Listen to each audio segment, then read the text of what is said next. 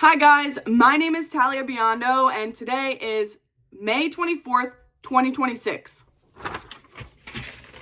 I will be showing you the way that our Streptococcus Salivarius cell, which is a prokaryotic cell, interacts with our Human Oral Epithelial Cell, which is a eukaryotic cell. Before we get into the interaction, let's talk about how these are structurally different. Our eukaryotic cell is a lot bigger and more complex. It is full of structural organelles that carry out different functions. It is 50 to 60 micrometers. Our prokaryotic cell is only 1 to 2 micrometers. It is way smaller and way simpler. It does not have those structural organelles.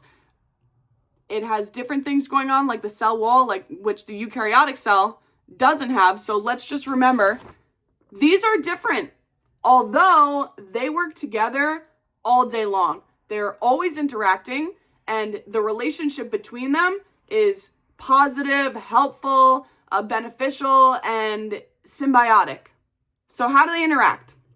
Well, our human oral epithelial cells, we will from now on call it just our eukaryotic cell, is constantly producing mucus and saliva, which is a protein for the prokaryotic cell. Our prokaryotic cell, to keep it simple, it lives here and it eats here. This is where it gets its nutrients. These blue squiggles, this is saliva and mucus. This is protein and nutrients for our prokaryotic cell. So it comes here to eat and it comes here to live. So what is the prokaryotic cell doing for us? Well, the prokaryotic cell is a competitor. It is very competitive.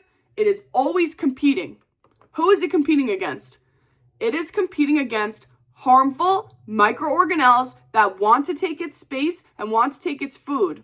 So the prokaryotic cell, the Streptococcus salivarius, it is constantly trying to maintain space and food. It wants all the space and it wants all the food. Let's say if these two have a bad breakup or we have a lazy prokaryotic cell, the harmful microorganelles will have space and food to grow, and eventually throw off the homeostasis, the healthy microbiome within our mouth.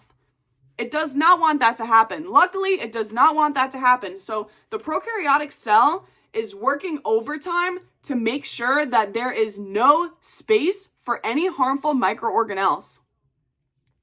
So how else does the eukaryotic cell interact besides providing food?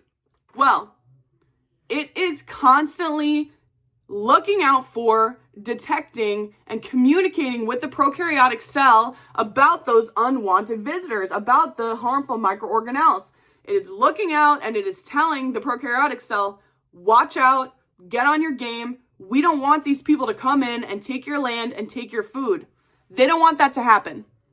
Now, let's say, like I said, if it did happen, we would be subject to infection, disease, inflammation. It would not be healthy for us. It would not be good for us. So we are very grateful that these two are always interacting and have a good relationship.